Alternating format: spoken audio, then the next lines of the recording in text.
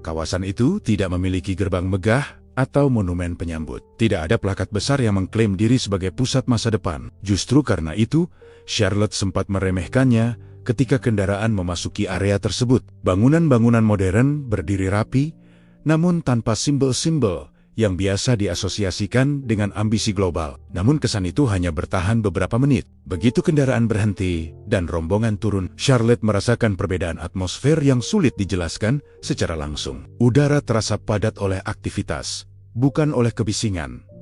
Orang-orang bergerak dengan tujuan jelas. Tidak ada yang tampak hanya bekerja demi jam kantor. Semuanya terlihat sedang membangun sesuatu. Charlotte mengenali pola itu. Ia pernah melihatnya bertahun-tahun lalu ketika meliput pusat teknologi di California. Perasaan yang sama muncul kembali, meski dalam konteks yang sama sekali berbeda.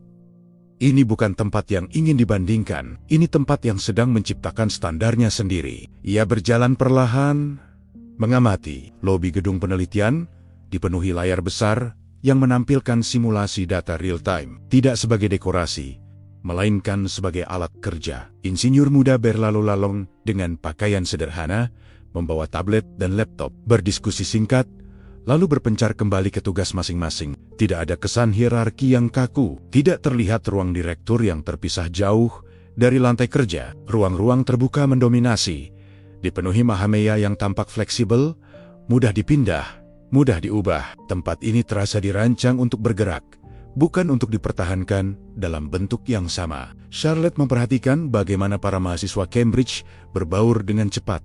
Tidak ada fase canggung, tidak ada sikap menggurui. Mereka bertanya dengan presisi dan menerima jawaban dengan keseriusan yang sama. Hubungan itu tidak terasa seperti kunjungan akademik, melainkan seperti pertemuan dua pihak yang setara. Ia mulai mencatat hal yang paling mengganggunya sejak tiba. Tidak ada usaha untuk mengesankan. Tidak ada presentasi berlebihan tentang visi masa depan. Tidak ada klaim bombastis tentang keunggulan nasional. Semua yang ditampilkan memiliki fungsi langsung. Jika sesuatu belum sempurna, tidak disembunyikan. Jika sesuatu bekerja, itu cukup. Charlotte menyadari bahwa pendekatan ini sangat berbeda dengan apa yang biasa ia lihat di Eropa. Di sana, narasi seringkali mendahului realisasi. Di sini, realisasi tampaknya berbicara sendiri. Ketika rombongan berpindah ke gedung lain, Charlotte memperhatikan perubahan kecil dalam cara mahasiswa bergerak. Langkah mereka lebih cepat. Catatan mereka lebih padat. Wajah-wajah yang awalnya netral mulai menunjukkan ekspresi perhitungan, bukan kekaguman. Ini bukan kekaguman. Ini evaluasi. Charlotte tiba-tiba memahami satu hal yang selama ini luput dari banyak pengamat barat.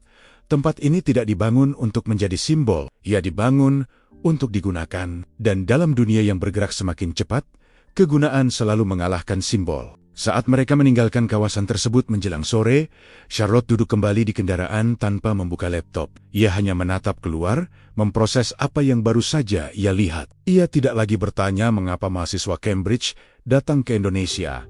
Pertanyaannya kini berubah menjadi lebih tidak nyaman. Mengapa Inggris berhenti membangun tempat seperti ini? Dan jika jawaban dari pertanyaan itu tidak ditemukan dengan cepat, Charlotte mulai menyadari bahwa perjalanan ini mungkin bukan tentang masa depan Indonesia, melainkan tentang awal dari keterlambatan Inggris yang selama ini tidak ingin diakui. Charlotte semula mengira teknologi adalah inti dari daya tarik tempat ini. Mesin, algoritma, perangkat keras, semua itu mudah dilihat dan mudah dilaporkan. Namun semakin lama ia berada di tengah ekosistem ini, semakin jelas bahwa teknologi hanyalah akibat. Penyebabnya jauh lebih sederhana dan sekaligus lebih sulit diterima. Kecepatan, bukan kecepatan dalam arti bergerak tergesa, melainkan kecepatan dalam mengambil keputusan. Hal yang selama ini dianggap berbahaya oleh banyak institusi besar, justru menjadi fondasi utama di sini. Charlotte mengikuti rangkaian kunjungan lanjutan ke beberapa perusahaan rintisan. Polanya berulang. Perusahaan-perusahaan itu masih muda, beberapa bahkan belum berusia 5 tahun. Namun produk mereka sudah digunakan secara luas. Tidak ada jeda panjang antara ide, pengujian, dan penerapan. Semuanya berjalan seperti rangkaian pendek yang saling terhubung. Ia mencatat satu kesamaan penting. Tidak ada fase menunggu. Proposal tidak berputar berbulan-bulan untuk sekadar mendapatkan persetujuan awal. Uji coba tidak dikubur oleh kekhawatiran reputasi. Kesalahan tidak diperlakukan sebagai kegagalan permanen, melainkan sebagai data. Charlotte teringat proses yang biasa ia liput di Inggris. Sebuah inovasi harus melewati lapisan komite kajian, dampak uji kepatuhan, dan perdebatan panjang yang seringkali membuat hasil akhirnya sudah tidak relevan ketika akhirnya disetujui. Di sini, urutannya terasa dibalik. Bertindak lebih dulu, menyesuaikan kemudian. Pendekatan ini seharusnya terdengar sembrono, namun yang Charlotte lihat justru sistem pengaman yang bekerja bersamaan dengan kecepatan, bukan untuk memperlambat, melainkan untuk mengoreksi dengan cepat jika terjadi kesalahan. Mahasiswa Cambridge memperhatikan ini dengan seksama. Mereka tidak bertanya tentang visi 15 tahun ke depan. Mereka bertanya tentang siklus keputusan. Berapa lama dari ide ke produk, dari produk ke pasar, dari pasar ke perbaikan. Jawaban-jawaban yang mereka terima tampaknya mengubah sesuatu di wajah mereka. Ekspresi penasaran berganti menjadi pengukuran internal, seolah-olah mereka sedang menghitung ulang masa depan mereka sendiri. Charlotte menyadari bahwa inilah titik di mana cerita ini mulai berbahaya bagi institusi lamanya. Kecepatan tidak bisa diperdebatkan secara moral, ia hanya bisa dibandingkan. Dan perbandingan semacam ini jarang menguntungkan pihak yang bergerak lambat. Ia membuka kembali catatan awalnya tentang Inggris, tentang bagaimana negara itu membanggakan stabilitas dan kehati-hatian, tentang bagaimana kehati-hatian perlahan berubah menjadi kelumpuhan yang diterima sebagai normal. Di tengah semua itu, Charlotte melihat sesuatu yang tidak ia duga sebelumnya. Para mahasiswa tidak tampak ingin membawa sistem ini kembali ke Inggris. Mereka tampak ingin berada di dalamnya. Perbedaan itu krusial. Jika sebelumnya Charlotte masih menganggap perjalanan ini sebagai studi observasional,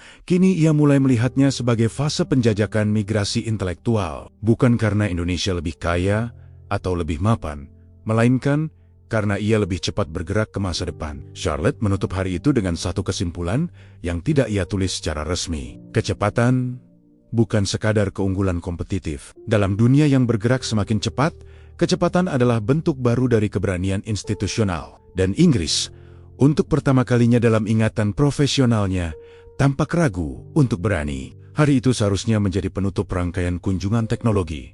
Tidak ada agenda besar, tidak ada pengumuman penting. Hanya pertemuan singkat dengan salah satu perusahaan teknologi lokal yang sudah memiliki basis pengguna jutaan orang. Bagi sebagian pengamat, kunjungan semacam ini biasanya bersifat seremonial. Namun sejak awal, Charlotte merasakan ketegangan yang berbeda. Ruang pertemuan tidak disusun untuk presentasi satu arah. Tidak ada panggung kecil, tidak ada susunan kursi yang memisahkan pembicara dan audiens. Semua duduk sejajar. Diskusi bergerak cepat, melompat dari satu topik ke topik lain tanpa jeda formal. Charlotte memperhatikan perubahan sikap mahasiswa. Mereka tidak lagi sekadar menyimak. Mereka terlibat. Pertanyaan-pertanyaan yang muncul bersifat teknis, spesifik, dan berani. Tidak ada upaya menunjukkan kecerdasan. Yang ada adalah keinginan menguji batas sistem yang ada di depan mereka. Di titik tertentu, pembicaraan bergeser dari konsep ke implementasi. Dari kemungkinan ke kebutuhan nyata, Charlotte melihat satu mahasiswa dari jurusan teknik komputer mengajukan gagasan yang tidak tercantum dalam agenda. Ia tidak berbicara panjang, namun idenya tepat sasaran, menyentuh persoalan yang sedang dihadapi perusahaan tersebut. Respons yang datang tidak tertunda. Tidak ada janji untuk membahasnya nanti. Tidak ada permintaan proposal resmi. Hanya pertukaran kontak, catatan singkat, dan instruksi tindak lanjut. Semua terjadi di depan mata Charlotte, tanpa drama. Beberapa menit kemudian, mahasiswa itu keluar dari ruang pertemuan dengan wajah yang berubah. Tidak ada euforia berlebihan. Hanya ekspresi seseorang yang baru menyadari bahwa masa depan yang ia rencanakan bisa bergeser lebih cepat dari yang ia perkirakan. Charlotte mencatat momen itu dengan perasaan tidak nyaman. Di Inggris, peluang semacam ini biasanya dibungkus proses panjang. Aplikasi, seleksi, wawancara, penilaian risiko. Waktu tunggunya seringkali lebih lama daripada masa studi itu sendiri. Di sini, keputusan diambil ketika kompetensi terlihat, bukan ketika formulir selesai diisi. Mahasiswa lain menyaksikan kejadian itu dalam diam. Tidak ada sorakan, tidak ada kecemburuan terbuka. Namun Charlotte melihat perubahan halus dalam cara mereka memandang ruang itu. Tempat ini tidak lagi sekadar lokasi kunjungan. Ia menjadi medan kemungkinan nyata. Dalam perjalanan kembali, Charlotte tidak membuka laptopnya. Ia hanya memutar ulang adegan itu dalam pikirannya. Bukan tawaran magangnya yang mengganggu, melainkan kecepatan dan kesederhanaan prosesnya. ia mulai memahami bahwa ini bukan tentang keberuntungan individu. Ini tentang sistem yang dirancang untuk menangkap potensi sebelum ia menguap. Charlotte membuka catatan pribadinya dan menulis satu kalimat yang tidak ia kirim ke redaksi. Ketika peluang muncul dan langsung diambil, orang-orang tidak perlu pergi mencarinya ke tempat lain. Ia menutup catatan itu dengan kesadaran baru. Perjalanan ini telah melewati batas yang tidak bisa ditarik kembali. Mahasiswa-mahasiswa ini sekarang membawa bukti konkret, bukan asumsi. Dan bukti semacam itu jauh lebih sulit untuk diabaikan, baik oleh mereka sendiri maupun oleh negara yang mungkin akan mereka tinggalkan. Charlotte datang ke universitas dengan prasangka yang tidak ia sadari sepenuhnya. Selama bertahan-tahan, kampus dalam liputannya selalu identik dengan birokrasi panjang, fasilitas yang tertinggal, dan jurang lebar antara dunia akademik dan industri. Ia mengira Indonesia akan mengikuti pola yang sama, hanya dengan skala yang berbeda. Prasangka itu mulai retak, bahkan sebelum ia turun dari kendaraan. Area kampus terbentang luas, hijau, dan terorganisasi. Bangunan-bangunan tidak berdiri sendiri seperti monumen, melainkan terhubung oleh jalur pejalan kaki dan sistem transportasi internal yang aktif. Tidak ada kesan kampus sebagai ruang terpisah dari kota. Tempat ini terasa seperti simpul, bukan pulau. Charlotte mengikuti rombongan memasuki gedung penelitian teknik. Tidak ada papan nama besar yang menjelaskan prestasi masa lalu. Yang ada adalah laboratorium yang hidup. Peralatan mutakhir digunakan, bukan dipajang. Mahasiswa bekerja berdampingan dengan peneliti senior, tanpa jarak simbolik yang berlebihan. Ia mencatat detail kecil yang sering luput dari perhatian media. Ruang kerja dibuka 24 jam. Akses tidak dibatasi jam kantor. Sistem peminjaman alat berlangsung cepat dan transparan. Tidak ada ritual administratif yang menghabiskan energi sebelum riset banner-banner dimulai. Charlotte teringat kunjungannya ke beberapa universitas top Eropa. Di sana, fasilitas seringkali lebih tua daripada reputasi institusinya. Peralatan canggih harus dijadwalkan berminggu-minggu. Dana riset tersendat oleh mekanisme pengawasan yang berlapis. Di sini, pengawasan tetap ada, tetapi tidak melumpuhkan. Ia menyaksikan bagaimana penelitian tidak berhenti di publikasi. Banyak proyek yang langsung terhubung dengan kebutuhan industri, bukan sebagai kompromi, melainkan sebagai kelanjutan alami dari riset. Teori dan praktik berjalan beriringan, bukan saling menunggu. Charlotte memperhatikan wajah mahasiswa Cambridge. Tidak ada ekspresi kasihan atau keunggulan moral. Yang tampak justru kesetaraan. Mereka tidak merasa datang dari tempat yang lebih tinggi. Untuk pertama kalinya, Charlotte melihat mahasiswa Inggris berada dalam posisi belajar tanpa asumsi superioritas. Perpustakaan kampus menjadi titik berikutnya. Ruang besar yang terbuka, terang, dan penuh aktivitas. Tidak hanya buku, tetapi pusat data, ruang diskusi, dan akses digital yang menyatu. Tempat ini tidak sunyi. Ia hidup. Mahasiswa datang dan pergi tanpa rasa terburu-buru, seolah-olah waktu bekerja untuk mereka, bukan melawan. Charlotte menulis satu catatan singkat. Kampus ini tidak membentuk lulusan. Ia membentuk pelaku. Kesadaran itu mengganggunya lebih dari yang ia akui. Jika universitas di Indonesia sudah bergerak sejauh ini, maka cerita tentang ketertinggalan tidak lagi relevan. Narasi lama tidak hanya usang. Ia keliru. Saat rombongan meninggalkan area kampus, Charlotte merasakan sesuatu yang jarang ia alami dalam liputan internasional. Kesulitan menemukan celah kritik yang jujur dan signifikan. Bukan karena semuanya sempurna, melainkan karena arah geraknya jelas. Ia menyadari bahwa jika laporan ini sampai ke London tanpa distorsi, ia akan menimbulkan ketidaknyamanan serius. Bukan bagi Indonesia, melainkan bagi sistem pendidikan Inggris yang selama ini mengandalkan reputasi lama. Charlotte belum tahu bagaimana redaksi akan bereaksi. Namun satu hal semakin jelas. Perjalanan ini bukan lagi tentang menjelaskan mengapa mahasiswa datang ke Indonesia. Ia mulai menjelaskan mengapa mereka mungkin tidak ingin kembali. Charlotte tidak pernah mempercayai kesan pertama sepenuhnya. Pengalaman mengajarkannya bahwa perasaan bisa menipu, dan antusiasme seringkali menutupi kekurangan. Jika cerita ini ingin bertahan di hadapan kritik, maka ia harus berdiri di atas sesuatu yang lebih keras dari impresi. Data. Hari itu, kunjungan berlanjut ke kampus teknologi lain, bukan sebagai tur kehormatan, melainkan sebagai sesi pembandingan. Charlotte membawa semua catatan sebelumnya dan mulai menguji apa yang ia lihat dengan angka-angka resmi. Ia memperhatikan bagaimana pihak kampus menjelaskan capaian mereka. Tidak ada kebiasaan membandingkan diri dengan universitas Eropa secara terbuka. Tidak ada klaim peringkat dunia sebagai pembuka. Yang disampaikan adalah angka penggunaan, tingkat serapan kerja, volume riset, dan kecepatan konversi hasil penelitian menjadi produk atau paten. Charlotte mencatat semuanya. Jumlah makalah ilmiah di bidang teknik dan komputasi meningkat signifikan dalam 1 dekade terakhir. Tingkat sitasi melampaui ekspektasinya, bukan hanya secara regional tetapi global. Lebih mengejutkan lagi, peningkatan ini konsisten, bukan lonjakan sesaat. Ia membandingkannya dengan data yang ia bawa dari Inggris. Universitas Inggris masih unggul secara historis, namun kurvanya mulai mendatar. Pertumbuhan ada tetapi lambat. Tidak menurun, namun kehilangan momentum. Charlotte menyadari betapa berbahayanya grafik yang datar. Ia tidak memicu kepanikan, tetapi menandakan stagnasi yang diterima sebagai stabilitas. Perhatian Charlotte tertuju pada satu data yang tidak bisa dipelintir dengan narasi apapun, tingkat penyerapan lulusan. Angkanya tinggi, sangat tinggi. Sebagian besar lulusan bidang teknik dan teknologi langsung terserap ke industri dalam waktu singkat. Tidak melalui masa tunggu panjang, tidak melalui serangkaian magang tak berbayar. Ia teringat laporan BBC tentang lulusan Inggris yang harus menunggu berbulan-bulan, bahkan bertahun-tahun, untuk pekerjaan pertama yang relevan. Narasi itu selama ini dibingkai sebagai masalah siklus ekonomi global. Namun data di hadapannya menunjukkan bahwa siklus itu tidak berlaku universal. Charlotte mencatat perbedaan mendasar. Di Inggris, universitas berusaha mempertahankan reputasi. Di sini, universitas berusaha mempertahankan relevansi. Perbedaan itu tampak sederhana, tetapi dampaknya besar.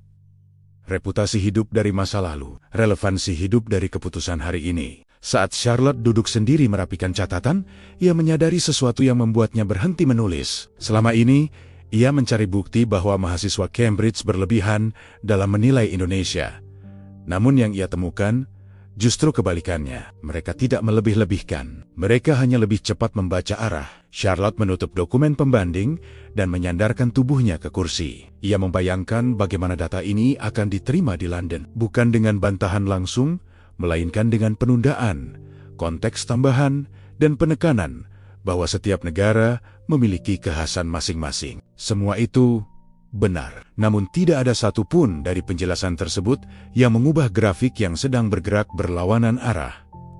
Charlotte menulis catatan terakhir hari itu. Ketika angka-angka menolak kompromi, narasi biasanya menjadi pelindung terakhir. Dan ia tahu, sebentar lagi narasi itulah yang akan mulai melawannya.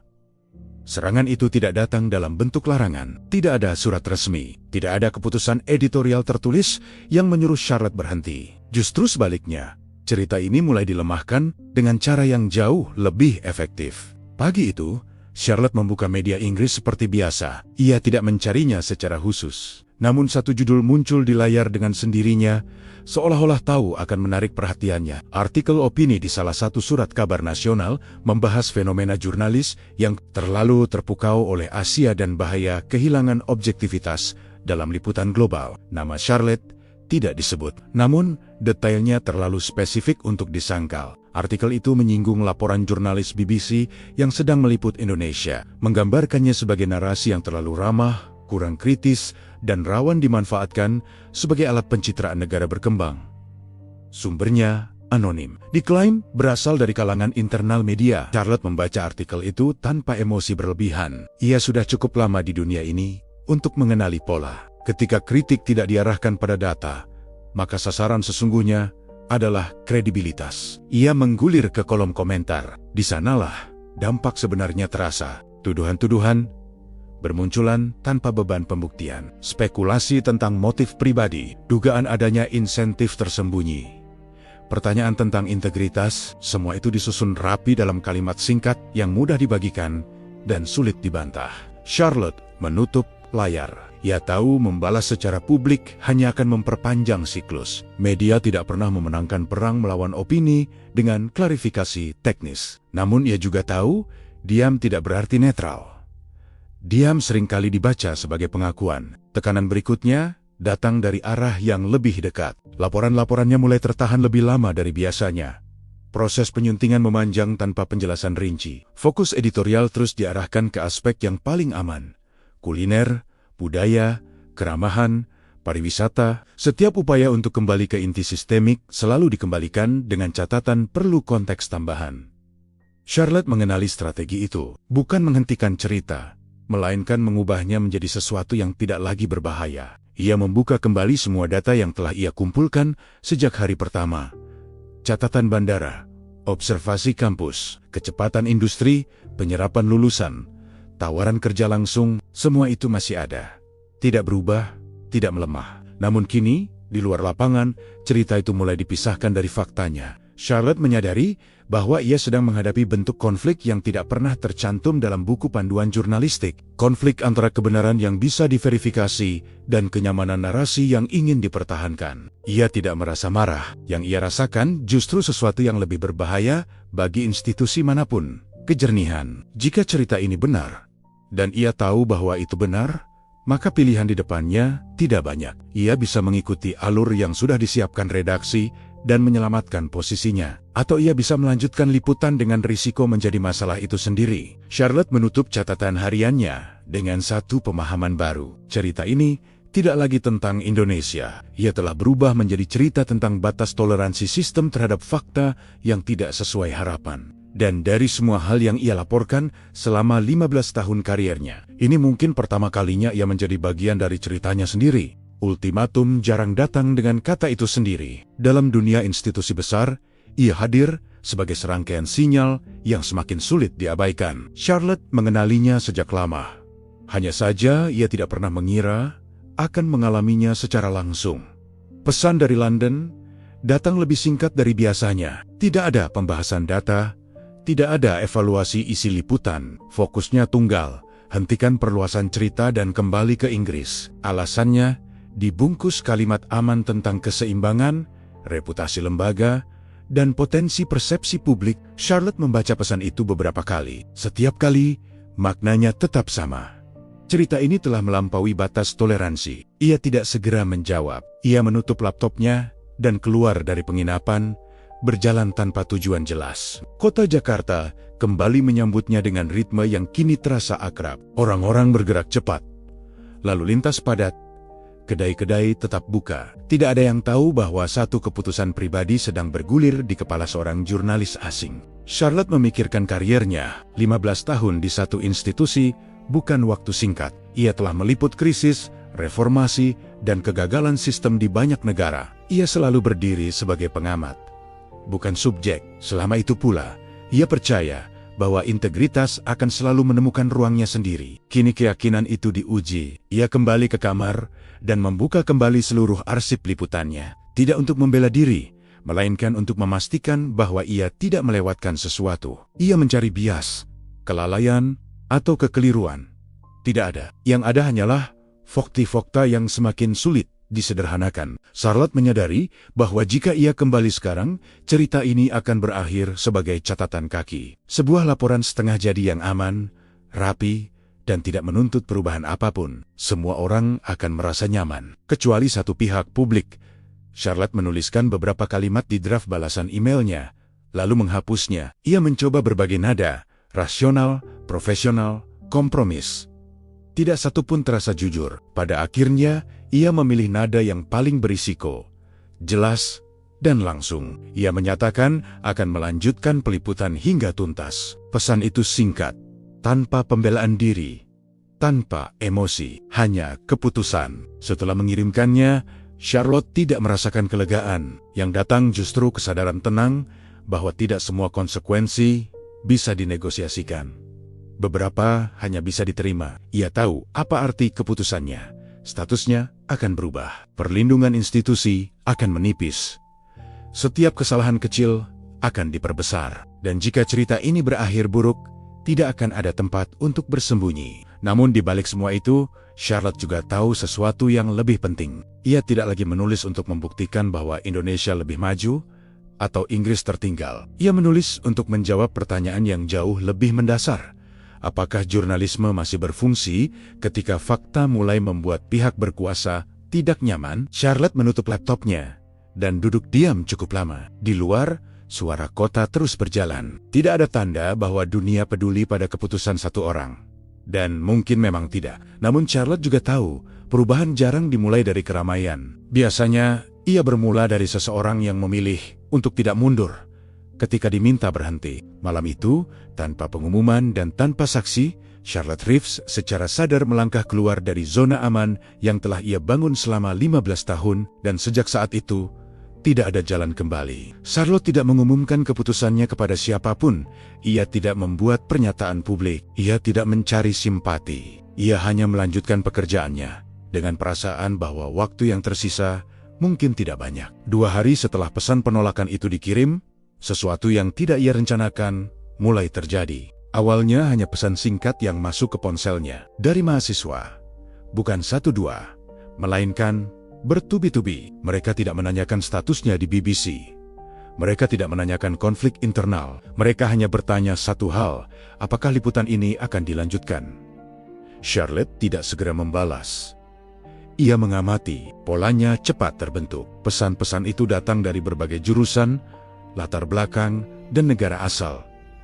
Tidak semua dari Cambridge. Ada mahasiswa Indonesia peneliti muda, bahkan beberapa alumni Inggris yang kini bekerja di Asia. Ia menyadari bahwa cerita ini telah bergerak di luar kendali redaksi. Para mahasiswa mulai membagikan potongan liputan, catatan pribadi, dan ringkasan temuan Charlotte di ruang digital mereka sendiri, tanpa logo media, tanpa framing resmi. Hanya informasi mentah yang berpindah tangan dengan kecepatan yang tidak bisa dikontrol. Charlotte memperhatikan satu hal yang mengejutkan. Tidak ada upaya membela dirinya sebagai individu. Yang dibela adalah isi cerita. Orang-orang tidak menulis tentang Charlotte Reeves, jurnalis BBC. Mereka menulis tentang apa yang mereka lihat sendiri di Indonesia. Tentang pengalaman bandara, tentang kampus, tentang peluang yang muncul tanpa harus menunggu bertahun-tahun. Mahasiswa-mahasiswa itu melakukan apa yang tidak dilakukan institusi besar. Mereka menghubungkan titik-titik sendiri. Beberapa di antara mereka mulai mengorganisasi dukungan secara informal, bukan untuk menekan BBC, melainkan untuk memastikan cerita ini tidak menghilang. Mereka mengumpulkan data tambahan, kesaksian pribadi, dan perbandingan pengalaman kerja. Charlotte membaca semuanya dengan hati-hati. Ia tidak serta-merta percaya. Namun semakin banyak ia membaca, semakin jelas bahwa pengamatannya di lapangan bukan kasus terisolasi. Ia bagian dari pola yang lebih luas. Ia mulai memahami bahwa kekuatan cerita ini bukan pada otoritas medianya. Kekuatan itu ada pada resonansi. Ketika sebuah cerita mencerminkan pengalaman nyata banyak orang, ia tidak perlu dilindungi oleh institusi. Ia akan berjalan sendiri. Charlotte mencatat perubahan sikap redaksi dalam diam. Tidak ada lagi pesan desakan langsung, namun jarak semakin terasa. Ia seolah-olah dibiarkan berjalan sendiri. Mungkin dengan harapan ia akan berhenti karena lelah. Yang terjadi justru sebaliknya. Dukungan ini memberi Charlotte sesuatu yang tidak ia perkirakan. Ruang bernapas. Bukan keamanan, tetapi keyakinan bahwa pekerjaannya tidak sia-sia. Ia mulai merancang fase berikutnya dengan lebih serius. Wawancara mendalam, pendalaman data, penyusunan kerangka yang tidak bergantung pada satu platform. Ia menyadari bahwa jika pintu institusi tertutup, bukan berarti cerita harus berhenti. Dunia informasi tidak lagi dimonopoli oleh satu saluran. Charlotte menulis satu kalimat di catatan pribadinya malam itu. Mereka yang dianggap tidak punya suara, seringkali adalah yang pertama bertindak ketika kebenaran terancam. Ia menutup catatannya dengan kesadaran baru. Jika ini akan menjadi akhir dari karier institusionalnya, maka setidaknya ia tidak akan berjalan sendirian. Dan dalam dunia yang bergerak semakin cepat, solidaritas semacam itu mungkin adalah bentuk kekuatan yang paling diremehkan. Charlotte selalu mengira bahwa meninggalkan sebuah institusi besar akan terasa dramatis. Ia membayangkan momen penuh emosi, perdebatan panjang, atau setidaknya perasaan lega yang datang setelah keputusan besar diambil. Kenyataannya jauh lebih sunyi. Keputusan itu hadir dalam bentuk satu email balasan dari London. Tidak panjang, tidak marah, tidak juga persuasif. Isinya dingin dan administratif. Jika Charlotte memilih melanjutkan peliputan di luar arahan redaksi, maka statusnya sebagai jurnalis BBC tidak lagi bisa dipertahankan. Tidak ada ancaman eksplisit.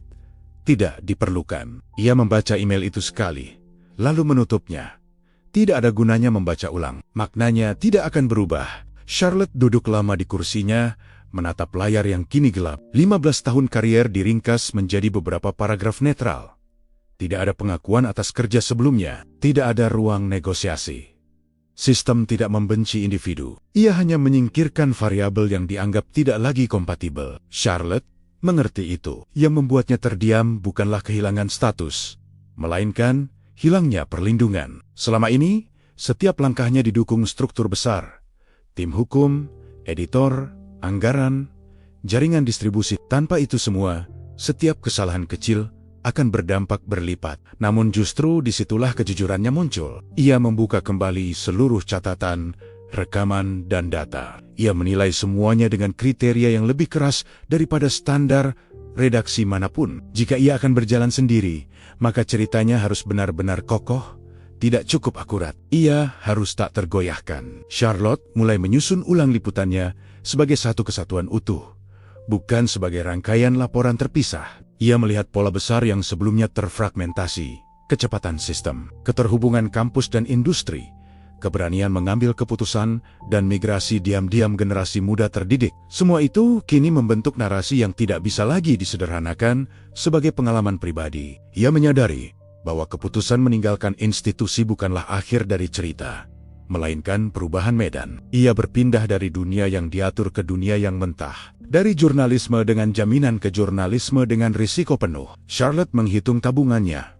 Tidak banyak, cukup untuk bertahan beberapa bulan jika hidup sederhana. Ia menghitung ulang kebutuhan teknis, penyuntingan, produksi, distribusi, semua terasa berat, tetapi tidak mustahil. Untuk pertama kalinya, ia memikirkan kembali makna independensi yang selama ini sering dipakai sebagai jargon. Independen bukan berarti bebas dari tekanan. Justru sebaliknya, ia berarti menanggung seluruh tekanan sendirian. Namun, ada satu keuntungan yang tidak bisa ditukar dengan apapun. Ia kini sepenuhnya bertanggung jawab pada fakta, bukan pada kenyamanan siapapun. Charlotte menulis satu pernyataan singkat untuk dirinya sendiri, bukan untuk publik.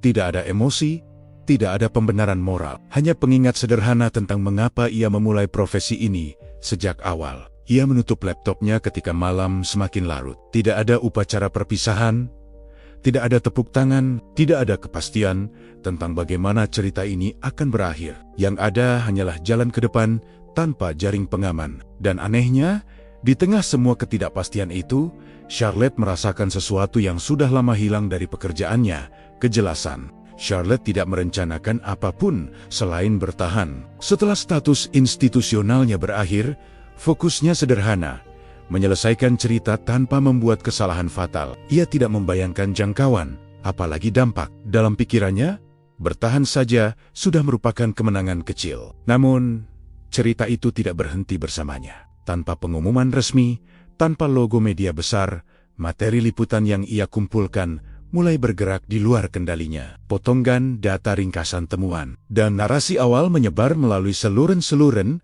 yang tidak pernah tercantum dalam rencana distribusi manapun. Grup mahasiswa, forum akademik, jaringan profesional, semuanya mulai berbicara tentang hal yang sama, bukan tentang Charlotte, tentang pola. Orang-orang mulai menyadari bahwa apa yang mereka alami secara terpisah ternyata saling terhubung. Pengalaman bekerja yang lebih cepat di Asia, akses riset yang lebih praktis, peluang yang datang tanpa harus melewati labirin administratif. Semua itu kini memiliki konteks yang lebih besar. Charlotte menerima pesan dari berbagai belahan dunia. Sebagian hanya ucapan dukungan, sebagian lagi membawa sesuatu yang lebih berharga. Bukti tambahan, angka, studi kasus, pengalaman pribadi yang terdokumentasi rapi. Tanpa ia minta, cerita ini mulai memperkaya dirinya sendiri. Ia menyadari bahwa perannya telah bergeser. Ia bukan lagi sumber utama. Ia menjadi penghubung. Charlotte mulai menyusun ulang proyeknya dengan pendekatan berbeda. Bukan sekadar laporan investigatif, melainkan dokumentasi kolektif. Ia menkurasi, memverifikasi, dan menyusun ulang fakta-fakta yang datang dari banyak arah. Prosesnya melelahkan, namun juga memberi rasa aman yang tidak ia miliki sebelumnya. Kebenaran ini tidak lagi berdiri sendirian. Ia didukung oleh banyak saksi. Dalam waktu singkat, muncul satu kebutuhan yang tidak bisa dihindari. Pendanaan bukan untuk kenyamanan, melainkan untuk kelayakan. Produksi yang layak membutuhkan waktu, tenaga, dan alat. Charlotte sempat mempertimbangkan untuk mengecilkan skala proyeknya. Namun, respons yang ia terima justru bergerak ke arah berlawanan. Dukungan mulai terorganisasi tanpa struktur formal.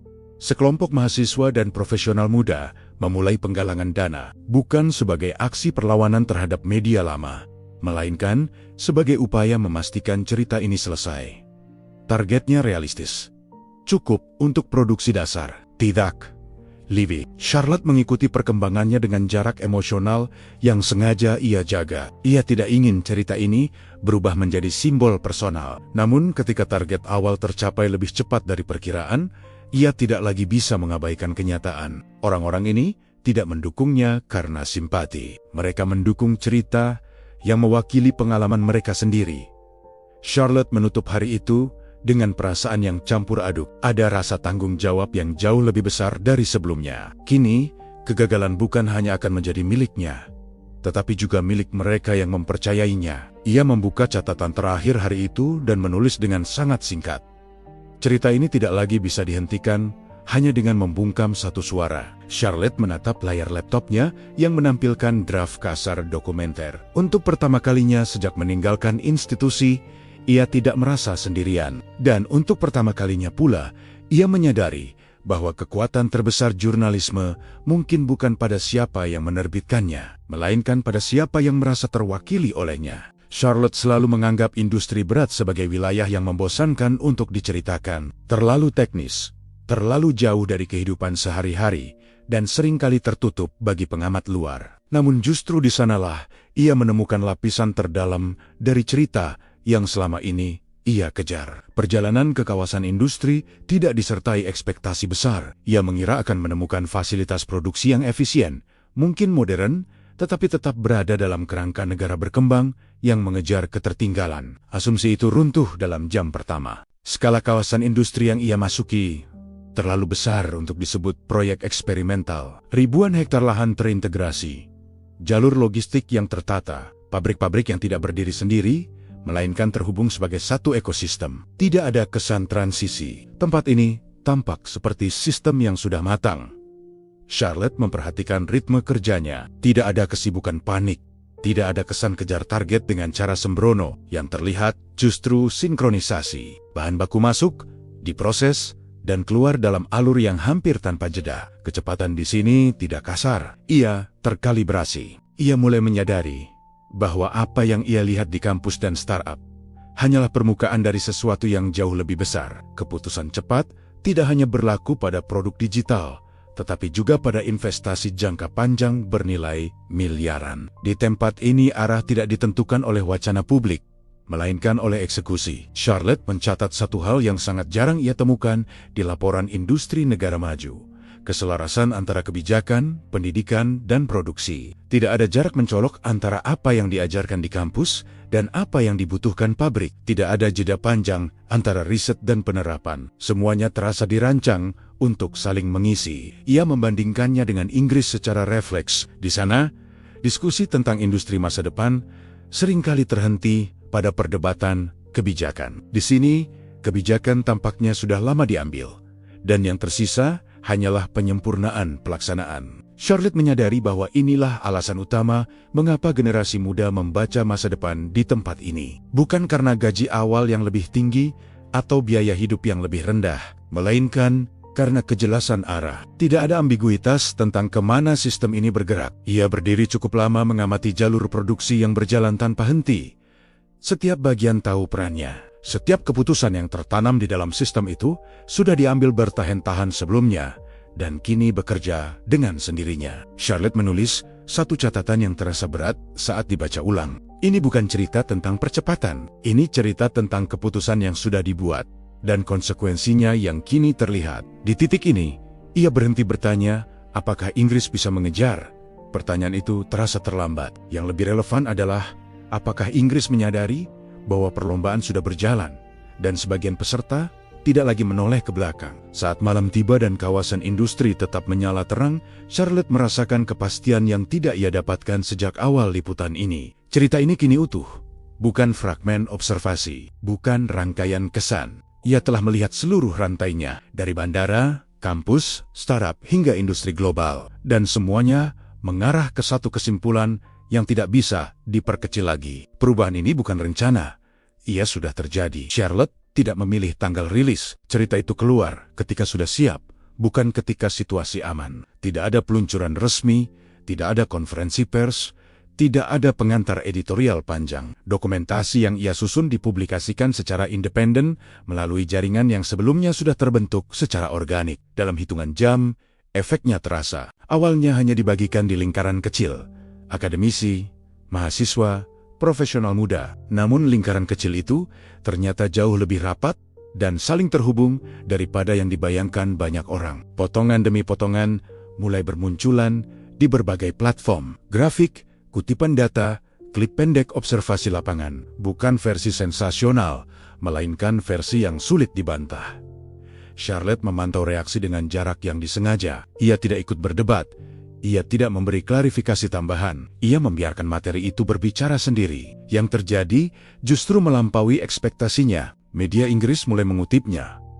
Awalnya dengan nada hati-hati, artikel-artikel susulan muncul, mencoba menempatkan ceritanya dalam kerangka yang lebih aman, globalisasi, mobilitas talenta, dinamika Asia. Namun semakin banyak data yang disorot, semakin sulit mempertahankan jarak netral itu. Topik berubah arah, bukan lagi tentang Indonesia yang naik, melainkan tentang Inggris yang tertinggal. Charlotte membaca judul-judul yang bermunculan dengan perasaan aneh. Bukan kepuasan, melainkan kewaspadaan. Ia tahu fase ini berbahaya. Ketika narasi berbalik arah, banyak pihak akan berusaha merebut kendali. Di media sosial, respons datang lebih cepat dan lebih keras. Mahasiswa dan profesional muda mengonfirmasi cerita itu dengan pengalaman mereka sendiri. Bukan dengan slogan, tetapi dengan perbandingan konkret. Waktu tunggu, proses perekrutan, akses riset, dukungan sistem, tidak semuanya setuju. Kritik tetap muncul, namun perdebatan tidak lagi soal niat Charlotte, melainkan soal data yang ia paparkan. Itu pergeseran penting. Charlotte menerima pesan dari rekan-rekan lama di dunia jurnalisme. Sebagian menyampaikan dukungan diam-diam, sebagian lain memberi peringatan agar ia bersiap menghadapi tekanan lanjutan. Ia membaca semuanya tanpa reaksi berlebihan. Ia tahu, cerita ini sudah bergerak di luar dirinya. Puncaknya datang ketika media arus utama tidak lagi bisa mengabaikan dampak publik. Program diskusi mulai membahas fenomena yang ia dokumentasikan. Pakar pendidikan, analis ekonomi, dan pejabat pensiunan mulai mengakui bahwa ada sesuatu yang perlu dievaluasi. Charlotte menyadari bahwa apa yang ia lihat di Indonesia kini sedang dipantulkan kembali ke Inggris dengan kekuatan yang jauh lebih besar. Bukan sebagai pujian terhadap negara lain, melainkan sebagai cermin yang tidak diinginkan. Ia menutup laptopnya malam itu dengan perasaan campur aduk. Ada kelelahan yang dalam, ada kepuasan yang ia tolak untuk dirayakan. Yang ada hanyalah kesadaran bahwa cerita ini telah mencapai fase yang tidak bisa dikendalikan oleh satu orang atau satu institusi. Charlotte menulis satu catatan singkat sebelum tidur. Ketika kebenaran akhirnya berbicara di ruang publik, yang paling bising bukanlah fakta, melainkan reaksi terhadapnya. Ia tahu, setelah ini, konsekuensinya akan datang dari arah yang berbeda, dan mungkin lebih besar. Charlotte tidak kembali ke London sebagai pemenang, dan juga bukan sebagai korban. Ia kembali sebagai seseorang yang telah melihat terlalu banyak untuk berpura-pura tidak tahu. Dunia yang ia tinggalkan sementara waktu ternyata tidak berhenti, tetapi ia kini melihatnya dengan sudut pandang yang tidak bisa diputar ulang. Reaksi publik terus bergulir berminggu-minggu setelah cerita itu menyebar luas. Diskusi muncul di ruang akademik, industri, dan kebijakan. Tidak semua setuju, tidak semua nyaman, namun perbincangan itu sendiri menjadi bukti bahwa sesuatu telah bergeser. Topik yang sebelumnya dianggap pinggiran, kini masuk ke arus utama. Charlotte mengamati semuanya dari jarak aman. Ia tidak lagi menjadi pusat perhatian, namanya sesekali disebut, lalu menghilang di antara debat yang lebih besar. Ia justru merasa lega akan hal itu. Cerita ini memang tidak pernah dimaksudkan untuk berputar di sekeliling dirinya. Yang berubah bukan hanya persepsi terhadap Indonesia, yang berubah adalah cara orang memandang waktu. Banyak diskusi yang kini tidak lagi bertanya apakah perubahan perlu dilakukan, melainkan seberapa cepat. Perbedaan itu tampak kecil, namun menentukan. Selama bertahun-tahun, kecepatan selalu dianggap risiko. Kini, lambat mulai dipertanyakan sebagai kegagalan. Charlotte menerima undangan, tawaran, dan permintaan wawancara. Sebagian ia terima, sebagian ia tolak. Ia lebih selektif dari sebelumnya, bukan karena trauma, tetapi karena ia paham bahwa setiap platform membawa konsekuensinya sendiri. Ia juga menerima pesan dari mahasiswa yang ia temui di awal perjalanan. Beberapa telah membuat keputusan besar, ada yang menetap sementara. Ada yang kembali dengan rencana berbeda, ada yang memilih jalur yang bahkan belum terpikirkan sebelumnya. Tidak semuanya berhasil, namun hampir semuanya bergerak. Dan mungkin itulah inti dari semua ini. Bukan bahwa satu negara lebih unggul dari yang lain. Bukan bahwa satu sistem sempurna sementara yang lain gagal. Melainkan bahwa dunia sedang memasuki fase di mana kecepatan beradaptasi menjadi pembeda utama. Dan siapapun yang mengabaikannya akan tertinggal tanpa perlu ada pihak yang secara aktif mengalahkannya. Charlotte duduk di meja kerjanya pada suatu sore yang tenang, membuka kembali catatan paling awal dari perjalanan ini. Email tanpa logo. Angka-angka ganjil, satu kalimat sederhana tentang kecepatan. Ia menyadari betapa mudahnya semua ini untuk tidak pernah terjadi. Seandainya ia memilih menghapus email itu. Ia menutup catatan tersebut dengan satu kesadaran yang terasa jujur. Jurnalisme bukan tentang menjadi yang pertama atau yang paling keras. Ia tentang bersedia melihat sesuatu yang tidak ingin dilihat orang lain, lalu tidak berpaling ketika konsekuensinya datang. Charlotte tidak tahu cerita apa yang akan ia liput berikutnya. Ia tidak lagi berencana terlalu jauh ke depan. Dunia berubah terlalu cepat untuk rencana jangka panjang yang kaku. Namun ia tahu satu hal dengan pasti. Ia tidak akan lagi mengukur kebenaran dari seberapa nyaman ia diterima. Ia akan mengukurnya dari apakah cerita itu membantu orang memahami dunia sebagaimana adanya, bukan sebagaimana yang diharapkan. Di luar jendela, kota bergerak seperti biasa. Tidak ada penanda bahwa sebuah cerita telah mengubah arah banyak orang. Dan memang begitulah perubahan sering bekerja, tanpa upacara, tanpa pengumuman. Hanya melalui keputusan-keputusan kecil yang diambil oleh orang-orang yang memilih untuk tidak berhenti. Charlotte menutup laptopnya. Cerita ini selesai, namun dunia yang dipotretnya baru saja mulai bergerak. Charlotte Reeves membuka laptopnya lebih pagi dari biasanya, bukan karena ada liputan mendesak, melainkan karena kebiasaan yang sudah terbentuk selama 15 tahun bekerja di BBC. Ia selalu percaya bahwa informasi penting jarang datang dengan suara keras. Biasanya ia datang diam-diam, tersembunyi di antara hal-hal sepele. London masih basah oleh hujan malam ketika ia menyisir kotak masuk emailnya. Undangan seminar, rilis pers universitas, laporan kebijakan pendidikan semuanya terlihat sama. Ia hampir melewatkan satu pesan tanpa logo institusi, tanpa tanda tangan resmi, dan tanpa narasi panjang. Subjeknya terlalu sederhana untuk menarik perhatian: laporan perjalanan mahasiswa Cambridge ke Indonesia. Charlotte membacanya sambil lalu, tanpa ekspektasi apapun. Perjalanan mahasiswa bukan hal baru. Setiap tahun, universitas ternama mengirim mahasiswanya ke berbagai negara. Namun, baris demi baris berikutnya mulai mengganggu ritme paginya. Jumlah peserta terlalu besar, 600 orang, angka yang tidak lazim untuk kegiatan non-resmi. Ia berhenti sejenak, lalu membaca ulang. Tidak ada subsidi universitas, semua biaya ditanggung pribadi. Daftar tunggu ratusan orang. Charlotte menegakkan punggungnya. Ia terbiasa dengan laporan yang delebelebikon, namun angka-angka ini terlalu spesifik untuk menjadi sensasi murahan. Ia membuka tab baru dan mulai menghitung kasar. Total biaya kolektif mendekati 1 juta pound sterling. Dana sebesar itu tidak mungkin terkumpul tanpa motivasi yang sangat kuat. Yang lebih aneh bukanlah Indonesia sebagai tujuan, melainkan apa yang tidak tertulis di email itu. Tidak ada kata wisata, tidak ada agenda kebudayaan. Fokusnya seluruhnya pada pendidikan, teknologi, dan peluang kerja. Charlotte menyandarkan punggung ke kursi. Selama bertahan-tahan, ia melaporkan masalah sistem pendidikan Inggris, hutang mahasiswa, riset yang stagnan, pasar kerja yang makin sempit. Namun selama itu pula, tidak pernah sekalipun Indonesia muncul sebagai alternatif serius dalam diskursus akademik Inggris. Ia menutup laptop sejenak, mencoba menganggapnya sebagai anomali statistik. Namun nalurinya menolak berhenti. Ia kembali membuka layar dan menggulir ke bagian bawah email. Di sana, ada satu catatan pendek yang seharusnya tidak memiliki bobot, tetapi justru paling membekas, bahwa perjalanan ini dilakukan karena Inggris tidak lagi cukup cepat.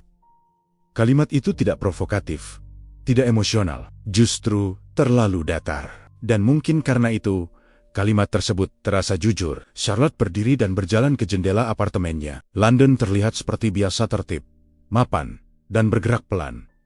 Kota yang hidup dari tradisi dan stabilitas. Kota yang selama ini ia anggap sebagai pusat dunia intelektual. Ia bertanya-tanya, kapan terakhir kali ia mendengar mahasiswa Cambridge berbicara tentang masa depan di luar Inggris, bukan sebagai petualangan, tetapi sebagai pilihan rasional. Charlotte kembali ke meja kerjanya. Ia menandai email itu dengan satu label.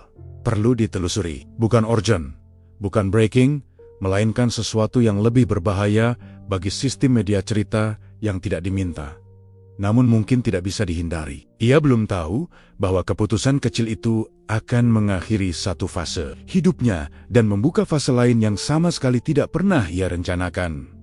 Namun satu hal mulai terasa jelas sejak pagi itu. Email tersebut seharusnya dihapus. Dan fakta bahwa ia tidak menghapusnya adalah awal dari semuanya. Charlotte tidak langsung membawa email itu ke kantor. Pengalaman mengajarkannya satu hal penting. Jika sebuah informasi terdengar terlalu aneh, maka membawanya terlalu cepat hanya akan membuatnya dikubur sebelum sempat diperiksa. Ia memulai dengan hal paling sederhana, memverifikasi angka. 600 mahasiswa. Bukan 50, bukan 100. 600 berarti lebih dari 10% satu angkatan aktif Cambridge. Jumlah itu terlalu besar untuk disebut kebetulan. Ia membuka spreadsheet dan mulai menghitung biaya tiket, akomodasi, konsumsi, transportasi lokal. Bahkan dengan standar paling hemat, perjalanan itu setara harga sebuah rumah kecil di pinggiran London. Tidak ada skema universitas yang akan menyetujui itu tanpa proposal berbulan-bulan. Tapi email tadi menegaskan tidak ada subsidi. Charlotte beralih ke database internal BBC. Ia mencari pola berita Indonesia dalam 2 tahun terakhir. Pertumbuhan ekonomi. Iya. Tapi tidak ada satupun laporan yang menjelaskan lonjakan magnetisme seperti ini. Tidak ada tajuk yang berbunyi Indonesia sebagai pusat masa depan pendidikan global. Dunia media Inggris masih melihat Asia dengan kacamata lama. Ia membuka laporan OECD, laporan World Bank, peringkat universitas, indeks inovasi. Indonesia memang naik cepat, namun tetap tidak cukup untuk menjelaskan migrasi intelektual spontan dari jantung akademik Inggris. Keganjilan kedua muncul ketika ia mencoba menghubungi bagian humas Cambridge. Jawabannya rapi, bersih, dan terlalu formal. Tidak ada bantahan, tidak ada penjelasan rinci, hanya konfirmasi bahwa perjalanan tersebut berada di luar program resmi universitas. Kalimat itu terdengar aman, tapi bagi Charlotte justru mencurigakan. Jika universitas tidak terlibat, mengapa tidak ada larangan? Mengapa tidak ada peringatan? Institusi seperti Cambridge sangat protektif terhadap reputasi dan pergerakan massal mahasiswanya. Ia lalu beralih ke media sosial. Itu kesalahan, sekaligus pintu masuk. Ratusan unggahan muncul dari akun mahasiswa, tanpa pengumuman besar, tanpa kampanye. Hanya foto tiket pesawat, tangkapan layar grup diskusi, dan catatan singkat yang tidak berusaha menarik perhatian publik. Justru itu yang membuatnya terasa nyata. Tidak ada euforia liburan, tidak ada rencana wisata Bali. Yang ada adalah diskusi tentang kawasan industri, kampus teknologi, peluang riset, dan nama-nama perusahaan yang jarang muncul di radar Inggris. Charlotte berhenti menggulir. Ia menyadari sesuatu yang lebih mengganggu dari sekadar tujuan perjalanan. Tidak satupun unggahan itu menyebut kata pulang. Sebagian besar menggunakan frasa melihat peluang, mencari masa depan, atau belajar langsung dari sumbernya. Kata-kata yang biasanya digunakan oleh lulusan yang kecewa, bukan oleh mahasiswa elit yang masih punya semua pintu terbuka di negaranya sendiri. Di titik itu, Charlotte merasa arah liputan ini berubah tanpa izin darinya. Ini bukan cerita tentang Indonesia, ini cerita tentang Inggris, tentang sesuatu yang tidak lagi cukup kuat untuk menahan generasi terbaiknya tetap tinggal. Ia membuka catatan pribadinya dan menulis satu kalimat, singkat dan kering, tanpa emosi. Jika ini benar, maka ada sesuatu yang sedang bocor dari sistem kami. Charlotte menutup laptop saat matahari pagi sepenuhnya muncul di balik gudang-gedang London. Kota itu masih terlihat kokoh, berwibawa, dan tenang. Tapi untuk pertama kalinya, ketenangan itu terasa seperti gejala. Dan ia tahu, Jika ia membawa ini ke redaksi, tidak semua orang akan senang. Karena cerita seperti ini jarang ditolak karena salah. Biasanya ditolak karena terlalu benar. Ruang redaksi BBC selalu terasa dingin, bahkan ketika pemanas bekerja penuh. Bukan karena suhu, melainkan karena cara informasi diperlakukan di dalamnya. Semua harus rapi, seimbang, dan yang terpenting, tidak mengejutkan terlalu banyak pihak sekaligus. Charlotte memasuki gedung utama dengan langkah biasa, tanpa membawa map tebal atau ekspresi tergesa. Ia tahu, membawa cerita yang belum matang ke ruang seperti ini hanya akan membuatnya dipatahkan sebelum sempat berdiri. Ia memilih duduk, menyalakan komputer kantor, dan mengamati ritme ruangan. Monitor besar di dinding menampilkan grafik audiens, tren global, dan agenda liputan harian. Tidak ada yang berubah, konflik Timur Tengah, pemilu Eropa, krisis biaya hidup Inggris. Dunia bergerak sesuai pola yang sudah dikenal. Di sela itu, cerita tentang 600 mahasiswa Cambridge tidak punya tempat. Charlotte membuka laporan internalnya secara perlahan. Ia tidak mengajukan proposal liputan, tidak meminta tim, tidak mengajukan anggaran. Ia hanya mengirim memo singkat ke sistem redaksi.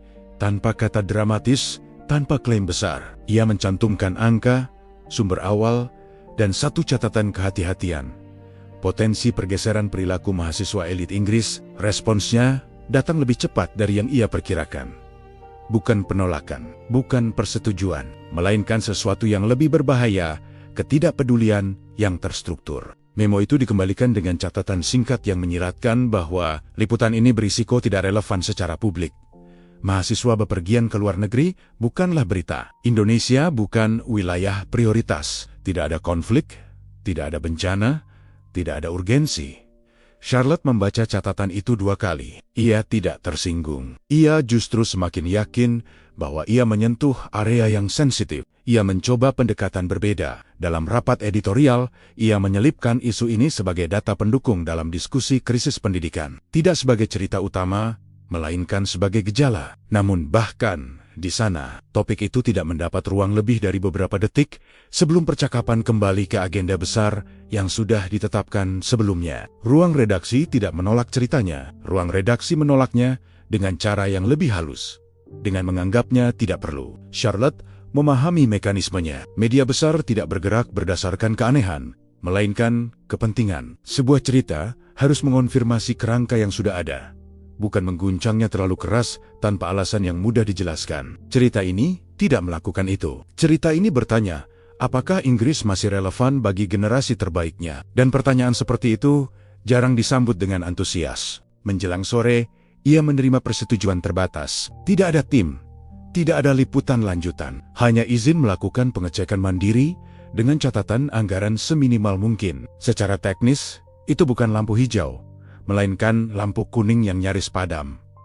Bagi sebagian jurnalis, itu sinyal untuk berhenti. Bagi Charlotte, itu justru konfirmasi bahwa cerita ini tidak aman. Ia meninggalkan gedung saat langit London mulai gelap. Di tangannya tidak ada dokumen rahasia, tidak ada mandat resmi, hanya akses terbatas dan kebebasan yang datang bersama risiko. Di luar gedung BBC, kota tetap berjalan seperti biasa. Orang-orang pulang kerja, bus merah melintas, lampu toko menyala satu persatu. Tidak ada tanda bahwa sesuatu sedang berubah. Namun Charlotte tahu perubahan jarang diumumkan. Biasanya ia dimulai ketika institusi besar memilih untuk tidak melihat. Dan malam itu, untuk pertama kalinya, Charlotte memutuskan bahwa jika redaksi tidak tertarik pada cerita ini, ia akan mengejarnya sendiri. Bukan karena ambisi, melainkan karena ia mulai curiga bahwa jika ia tidak pergi ke Indonesia, cerita ini akan menghilang. Dan bersama itu, pertanyaan yang terlalu berbahaya untuk diabaikan. Perjalanan ke Indonesia tidak dimulai dengan rasa penasaran, melainkan dengan keraguan. Charlotte duduk di kursi pesawat selama 14 jam, menatap layar kecil di depannya tanpa banner-banner, memperhatikan film yang diputar. Pikirannya dipenuhi satu pertanyaan sederhana. Apa sebenarnya yang membuat ratusan mahasiswa Cambridge bersedia mengeluarkan uang sebesar ini untuk datang ke tempat yang bahkan tidak pernah dibahas serius di ruang redaksi London? Ia membuka laptopnya di tengah penerbangan dan mulai membaca ulang data yang sudah ia kumpulkan. Pertumbuhan ekonomi Indonesia stabil, ekosistem startup berkembang, investasi asing meningkat. Semua itu terdengar positif, tapi masih terasa abstrak. Angka-angka bisa dipilih, disusun, dan dipelintir. Ia tahu itu lebih baik daripada siapapun. Saat pesawat mulai menuruni ketinggian, keraguannya tidak berkurang, justru bertambah. Ia telah meliput banyak negara yang dipromosikan berlebihan. Negara yang tampak menjanjikan di laporan, tetapi runtuh saat disentuh realitas. Bandara Internasional Soekarno-Hatta menyambutnya tanpa gegap gempita. Tidak ada kekacauan, tidak ada teriakan, tidak ada antrean panjang yang biasanya menjadi ritual tak tertulis di bandara internasional besar. Segalanya terasa bergerak, tapi tenang. Charlotte mengikuti arus penumpang menuju pemeriksaan imigrasi dengan refleks kewaspadaan yang sudah terbentuk sejak lama. Ia memperkirakan waktu tunggu panjang. Ia sudah menyiapkan paspor dan formulir dengan sikap pasrah. Namun, tidak ada loket manual yang harus ia dekati. Gerbang otomatis terbuka bergantian. Pemindaian paspor, sidik jari, pengenalan wajah. Sistem bekerja tanpa suara berlebihan. Tidak ada pertanyaan tambahan. Tidak ada pemeriksaan berulang. Dalam waktu yang terasa terlalu singkat untuk diproses secara logis, ia sudah berada di sisi lain. Charlotte melirik jam tangannya. 2 menit, ia berhenti sejenak, bukan karena bingung kemana harus pergi, melainkan karena pikirannya menolak menerima apa yang baru saja terjadi. Di Heathrow, pengalaman seperti ini hanya mungkin terjadi dalam skenario ideal. Di sini, itu tampak seperti standar. Ia melanjutkan langkahnya ke area kedatangan. Di sanalah ia melihat mereka. Ratusan mahasiswa Cambridge berdiri dalam kelompok-kelompok kecil. Tidak ada kegaduhan. Tidak ada kekacauan. Mereka bergerak sesuai instruksi, sebagian sudah membuka tablet atau ponsel untuk mengecek jadwal. Pemandu lokal memastikan kehadiran secara digital, tanpa kertas, tanpa teriakan. Charlotte berdiri di kejauhan dan mengamati. Ini bukan rombongan wisata. Tidak ada kegirangan berlebihan. Tidak ada pose kamera massal. Yang terlihat adalah fokus, konsentrasi. Seolah-olah mereka datang untuk bekerja, bukan berlibur. Ia memperhatikan bahasa tubuh mereka, cara mereka berdiskusi, cara mereka mendengarkan. Ini adalah ekspresi yang biasa ia lihat di ruang seminar tingkat lanjut, bukan di aula kedatangan bandara asing. Saat keluar menuju area transportasi, Charlotte mulai mencatat hal-hal kecil yang biasanya luput dari laporan resmi. Petunjuk arah jelas, proses transportasi tertata. Tidak ada tawar-menawar yang menguras energi, semuanya bergerak cepat, tapi tidak tergesa. Dalam perjalanan menuju penginapan, kota Jakarta terbentang di luar jendela. Jalan tol yang luas, jembatan tinggi, gedung-gedung dengan pencahayaan agresif namun teratur. Skala kota ini berbeda dari London, bukan lebih indah, tetapi lebih berani. Charlotte tidak langsung membuat kesimpulan. Ia menahan diri. Ia tahu kesan pertama sering menipu. Namun, satu hal sulit diabaikan. Tidak satu pun dari pengalaman 2 jam pertamanya di Indonesia sesuai dengan narasi yang selama ini ia terima di negaranya sendiri. Ia membuka catatan digital dan menulis 1 kalimat pendek. Jika ini hanya permukaan, maka yang membuat mereka datang ke sini mungkin belum terlihat. Charlotte mematikan layar ponselnya dan menatap kembali keluar jendela. Untuk pertama kalinya, sejak email itu muncul di kotak masuknya, ia merasa bahwa cerita ini tidak hanya layak diliput, ia mungkin tidak cukup besar untuk dikendalikan. Charlotte menghabiskan sisa hari pertamanya dengan mengamati, bukan bertanya. Ia sadar bahwa jawaban paling jujur jarang muncul ketika seseorang merasa sedang diwawancarai. Yang ia butuhkan adalah pola, bukan pernyataan. Di lobi penginapan, mahasiswa Cambridge bergerak seperti sistem yang sudah teruji. Tidak ada yang kebingungan soal kamar, jadwal, atau transportasi. Informasi berpindah melalui grup digital, bukan melalui teriakan atau papan pengumuman. Setiap orang tampak tahu kemana harus pergi dan apa yang akan dilakukan. Charlotte memperhatikan hal yang terasa ganjil sejak awal. Tidak ada perasaan sementara. Biasanya, rombongan mahasiswa di negara asing membawa aura singgah, kesadaran bahwa mereka akan pergi. Di sini, kesadaran itu tidak tampak. Beberapa sudah membicarakan minggu-minggu berikutnya, bukan hari esok. Ada yang membahas kunjungan lanjutan, ada yang menyusun daftar kontak lokal. Semua itu terlalu serius untuk perjalanan singkat. Ia melihat satu persatu wajah mereka. Tidak ada satu tipe dominan. Jurusan berbeda, latar belakang sosial berbeda. Namun satu kesamaan muncul jelas. Mereka memandang sekeliling bukan sebagai penonton, melainkan sebagai pengamat aktif. Saat makan malam, Charlotte duduk agak terpisah. Ia mencatat cara mereka menggunakan waktu. Tidak banyak bercanda, tidak banyak mengambil foto. Percakapan didominasi topik yang biasanya hanya muncul di tahun terakhir kuliah. Pasar kerja, arah riset, lokasi masa depan. Ia menyadari bahwa mereka tidak datang untuk diyakinkan. Mereka datang untuk mengonfirmasi sesuatu yang sudah mereka curigai. Salah satu mahasiswi menarik perhatiannya, bukan karena sikapnya yang mencolok. Justru sebaliknya, ia tidak banyak berbicara, namun selalu berada di pusat diskusi kecil. Mahasiswi itu mendengarkan lebih banyak daripada berbicara. Mencatat sesuatu di ponselnya, lalu bergerak ke kelompok lain. Charlotte memperhatikannya cukup lama sebelum akhirnya mendekat. Nama mahasiswi itu tercatat sebagai Olivia Hartman. Tahun kedua, teknik komputer. Catatan akademiknya nyaris sempurna. Tidak ada indikasi bahwa ia sedang mencari jalan keluar dari sistem Inggris. Justru seharusnya sistem itu bekerja paling baik untuknya.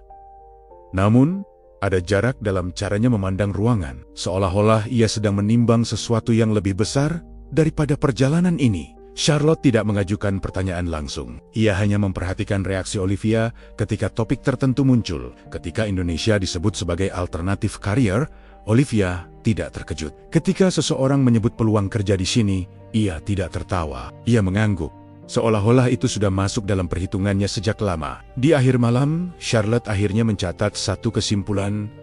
Sementara mahasiswa-mahasiswa ini tidak datang karena Indonesia menawarkan sesuatu yang belum pernah ada. Mereka datang karena Inggris berhenti menawarkan sesuatu yang dulu mereka anggap pasti. Perbedaan itu halus, tapi menentukan. Saat Charlotte kembali ke kamarnya, ia membuka laptop dan mulai menyusun kerangka liputan.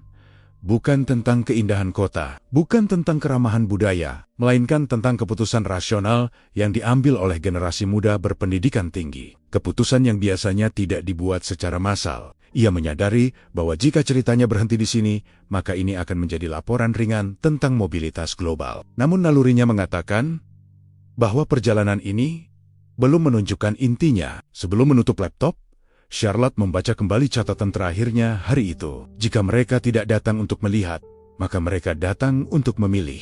Dan jika itu benar, maka pertanyaan berikutnya jauh lebih berbahaya. Apa yang akan mereka pilih setelah melihat semuanya? Jakarta memperlihatkan dirinya secara perlahan, bukan sebagai kejutan, melainkan sebagai tekanan konstan. Kota ini tidak mencoba mengesankan siapapun. Ia hanya bergerak dengan kecepatan sendiri, seolah tidak peduli apakah orang di dalamnya mampu mengikuti atau tidak. Charlotte duduk di kursi belakang kendaraan yang membawa rombongan mahasiswa menyusuri jalanan utama. Dari balik kaca, kota terbentang tanpa jeda. Jalan layang bertumpuk, gedung tinggi berdiri rapat, papan iklan digital bersinar, bahkan di siang hari.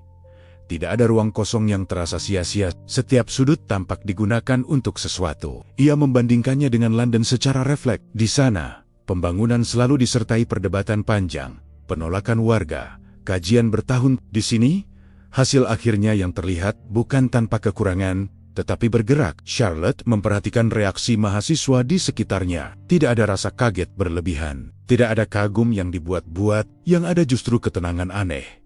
Seperti orang yang melihat sesuatu yang sesuai dengan ekspektasi yang selama ini mereka simpan diam-diam. Kota ini terasa muda, bukan dari usia bangunannya, tetapi dari caranya beroperasi. Sistem pembayaran tanpa uang tunai digunakan di mana-mana. Pemesanan makanan, transportasi, hingga akses gedung berlangsung tanpa banyak interaksi manusia yang tidak perlu. Semuanya efisien, cepat, dan yang paling mengganggu pikiran Charlotte, berfungsi. Ia mencatat satu hal yang sulit diukur dengan data, kepercayaan terhadap sistem. Orang-orang bergerak tanpa rasa ragu, tidak banyak bertanya, apakah sesuatu akan bekerja. Mereka berasumsi bahwa sistem akan berjalan sebagaimana mestinya. Asumsi seperti itu sudah lama hilang dari kota-kota besar Inggris. Di London, setiap proses disertai kewaspadaan. Setiap keterlambatan dianggap wajar. Setiap kegagalan sistem ditertawakan dengan nada pasrah. Di Jakarta, Charlotte merasakan hal sebaliknya. Ketidakefisienan bukan sesuatu yang diterima sebagai nasib, melainkan sebagai gangguan yang harus segera diperbaiki. Ketika kendaraan berhenti di persimpangan besar, Charlotte melihat sekeliling. Tidak ada satu ikon tunggal yang mendominasi kota ini.